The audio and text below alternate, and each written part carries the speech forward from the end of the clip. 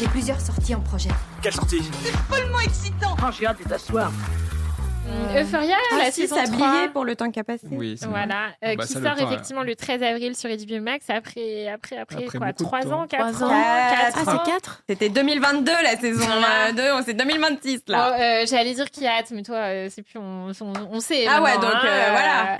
Alors, à Mais part oui, Juliette, est-ce qu'il y en a d'autres qui ont hâte? Ah ouais, quand même. Oui. Ouais. Tout le Très monde hâte, Ah ouais. mais, oui, très, mais très j'ai, hâte. Ok. j'ai eu un peu peur en voyant la bande-annonce.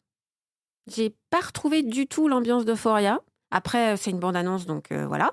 Je suis hyper hypée, mais je suis juste un peu plus... Enfin, avant, je me posais pas de questions. J'étais sûre que ça allait me plaire, je voulais y aller foncer et tout.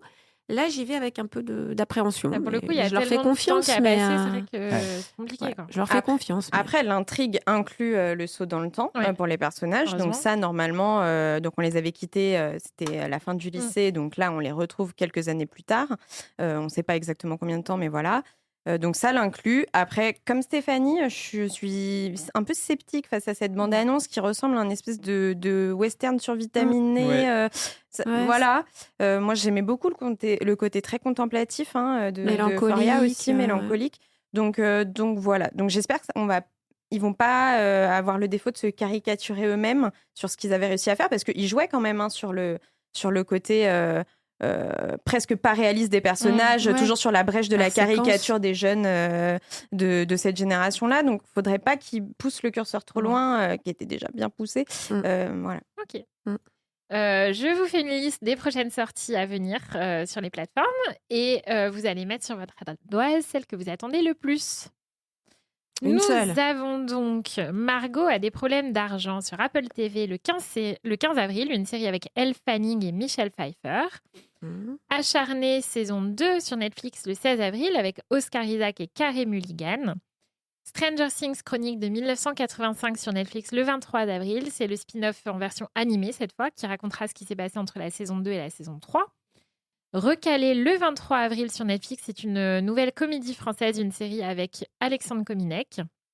Nous avons ensuite Alfman, le 24 avril sur HBO Max, la nouvelle série 2 et avec Richard Gann, qui est le créateur et le héros de Mon Petit Reine, qui avait fait sensation sur Netflix. Nous avons ensuite, toujours sur Netflix, Apex, le 24 avril, un thriller avec Charlize Theron et Taron Egerton. Et enfin, Paris Police 1910 sur Canal+, le 27 avril. Il y avait ça, hein. Il y avait ça, tout à fait. J'adore l'odeur. C'est parce que tu sniffes des marqueurs que t'es dans cet état-là. J'aimerais tellement. Peut-être lancer un nouveau concept.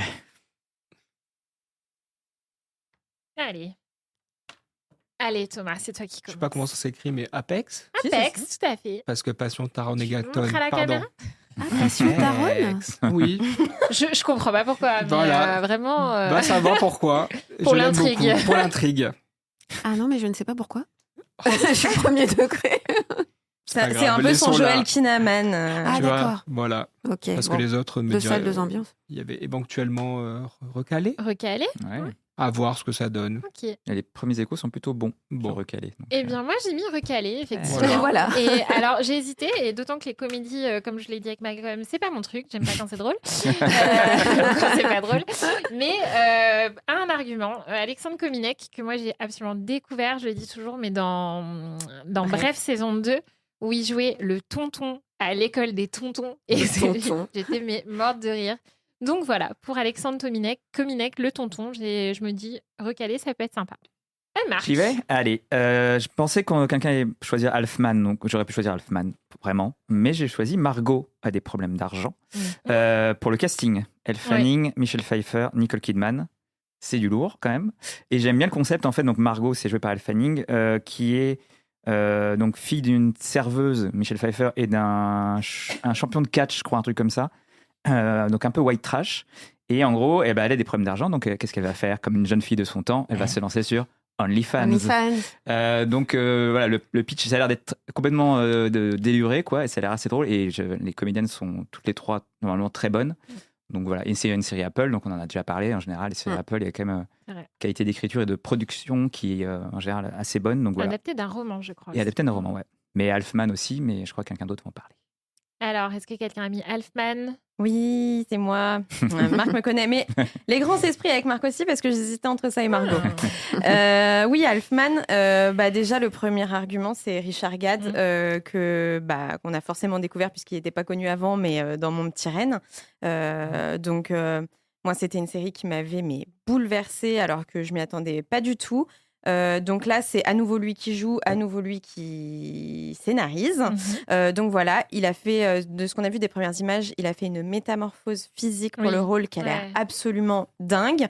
Ça a l'air encore archi torturé, mais peut-être que c'est ce qu'il écrit de mieux. Donc non, moi je suis super hypée.